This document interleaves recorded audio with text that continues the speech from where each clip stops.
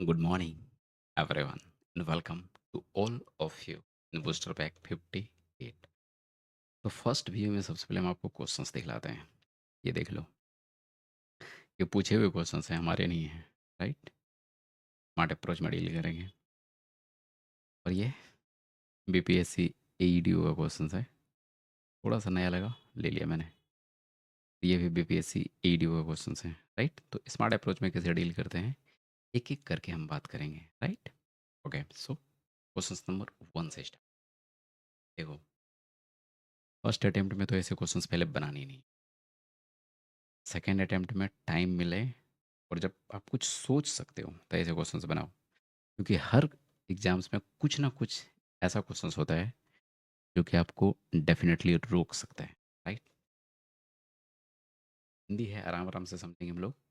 तीन printing machine है PQR, और प्रत्येक मशीन अकेले अकेले जब काम करती है तो 8 घंटा, 16 घंटा और 24 घंटे में, मतलब अलग अलग करेंगे तो 1 लाख किताब छाप सकता है। लेकिन ये मशीन क्या करता है, बारी बारी से एक एक घंटा के लिए काम करता है। मतलब पी से स्टार्ट करेंगे, यानी पी करेगा पहले, 1 घंटा हो जाएगा, फिर क्यू करेगा, फिर 1 घंटा हो जाएगा, फिर आर करेगा। इसी तरह से ये लोग सीरीज में चलेगा, और कुल 9 घंटा काम होता है। और पी मशीन ख़राब हो जाता है, ठीक है? तो पी को भूल जाओ यहाँ पे 9 घंटे के बाद। 10वें घंटा से क्यू और आर काम करेगा, और आगे इसने ये भी दे दिया कि क्यू 10वें घंटे में काम करती है। तो हम ये कह सकते हैं क्यू 10वां घंटा में काम करेगा, और 11वां घंटा में वो काम करेगा, आर करेगा, और इसी तरह से जारी रहेगा। तो 1 लाख किताब छापने में, ठीक है, क्यू और आर को कितना टाइम लगा, इसने ये नहीं पूछा टोटल टाइम क्या लगा। नहीं तो टोटल टाइम यदि पूछता तो भी आपको यहाँ पर अलर्ट होकर आंसर लगाना पड़ेगा, राइट? नहीं तो आप फंस जाओगे। लास्ट लाइन पढ़ना बहुत ज़रूरी है। तो हम बात करते हैं क्वेश्चंस की। सिर्फ सुनते जाना, कंसंट्रेट हो गए। मेरा पी बंदा है, 8 घंटे में यदि वो 1 लाख किताब छाप सकता है, तो 1 घंटे में क्या लिख सकता हूँ मैं कि 1 लाख बटे 8। मतलब 8 घंटे में यदि 1 लाख, तो 1 घंटे में 1 लाख बटे 8, मतलब इतना किताब छापेगा। क्यू की यदि हम बात करें तो क्यू भी वही हो जाएगा, मतलब 1 लाख। और चूंकि 16 घंटा में करता है तो 1 घंटा में करेगा 1 लाख बटे 16, मतलब 1/16 लाख काम करेगा। सिंपल सा समझ लो। और आर करेगा 1/24 लाख 1 घंटे में। यहाँ तक तो कोई दिक्कत नहीं। अब इसने पी से स्टार्ट किया, ठीक है, फिर क्यू करेगा, फिर आर करेगा एक एक घंटा में। और यदि कुल 9 घंटा काम हुआ है, इसका मतलब तीनों काम कर रहा था। यदि वो तीनों काम कर रहा था और कुल 9 घंटा लग रहा है, तो क्या ये मैं कह सकता हूँ कि पी ने 3 घंटा काम किया होगा, क्यू ने 3 घंटा काम किया होगा, और आर ने 3 घंटा काम किया होगा। तो ये हो गया 3/8 लाख, 3/16 लाख, ये हो जाएगा 3/24, यानी 1/8 लाख। हम कर सकते हैं। यदि हम सारे को जोड़ दें तो क्या आएगा ये बताओ। यानी 9 घंटे के बाद आपको एक रिजल्ट तो चाहिए ना। रिजल्ट तो चाहिए, तो क्या हो जाएगा, जोड़ ही देते हैं यार। एलसीएम 16 हो जाएगा। पहला में 8 है तो यहाँ पर 3 दूना 6 हो जाएगा, यहाँ पर 3 हो जाएगा, ये दूसरा वाला जोड़ रहे हैं, और ये तीसरा। तो 6 3 9 2, 11/16 लाख काम हो चुका है। मतलब इतना बुक छप चुकी है। चूंकि 1 लाख किताब छापना है, तो अब और कितना छापना है, तो 1 लाख में ये माइनस कर देंगे। इसका मतलब है कि 5/16 लाख और किताब हमको छापना है। और चूंकि पी अब काम नहीं करेगा, तो पी तो चला गया आपका तेल लेने। अब कौन काम करेगा, अब क्यू करेगा और आर करेगा। क्यू कितना करता है, यहाँ से देख लो। क्यू करता है 1/16 लाख 1 घंटे में, 1/16 लाख। और यदि आर से हम काम करवाते हैं तो ये काम करता है, कितना करता है 1/24 लाख। यदि आप इन दोनों को जोड़ोगे कितना आएगा 48, 3 अदू 5/48, यानी 5/48 लाख बुक ये छाप देगा आपका 2 घंटा में।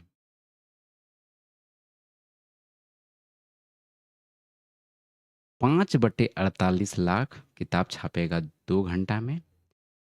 और चूंकि आपको क्यू और आर से कितना छपवाना है 5/16, तो 5/48 को 5/16 पर यदि हम जाएंगे तो ये जो 5/48 का डाटा है तो इसको 3 से मल्टीप्लाई करना पड़ेगा। 3 से मल्टीप्लाई यदि हम इस साइड करते हैं तो ये 5/16 हो जाएगा। और चूंकि दोनों साइड से मल्टीप्लाई करना पड़ेगा तो ये इधर भी 3 से मल्टीप्लाई करेंगे तो ये 6 घंटा हो जाएगा।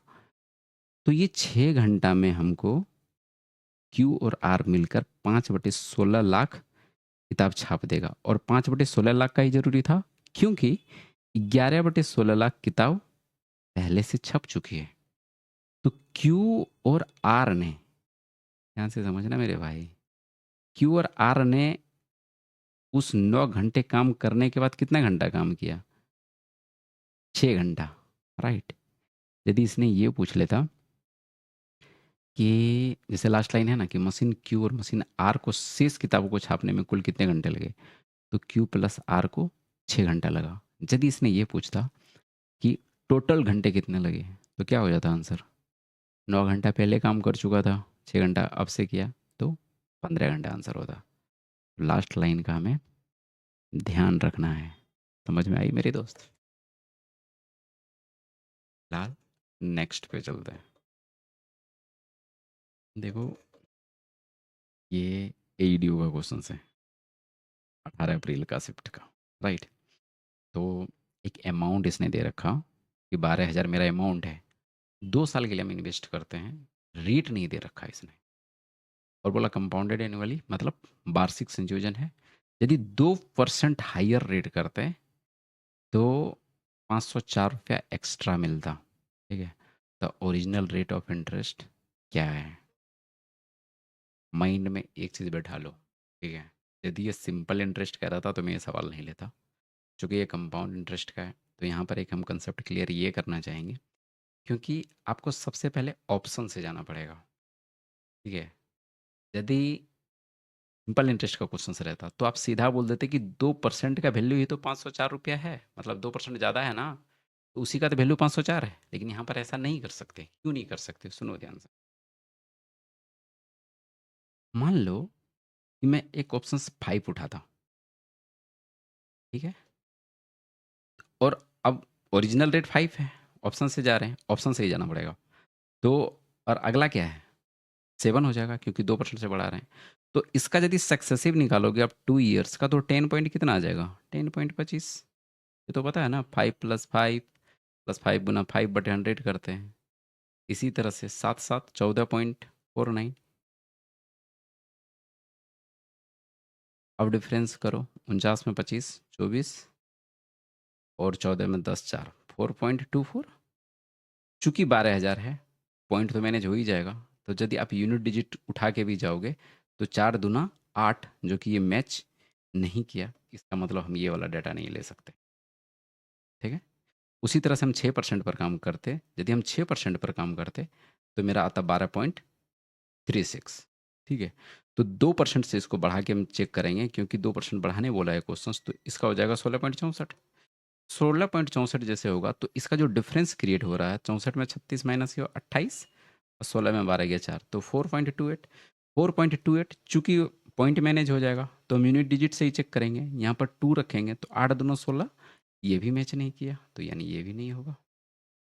अब 4% वाला चेक कर लो, 4% का चेक करोगे तो क्या आएगा, 4% का मतलब हो जाएगा 4 4 8 और 8.16।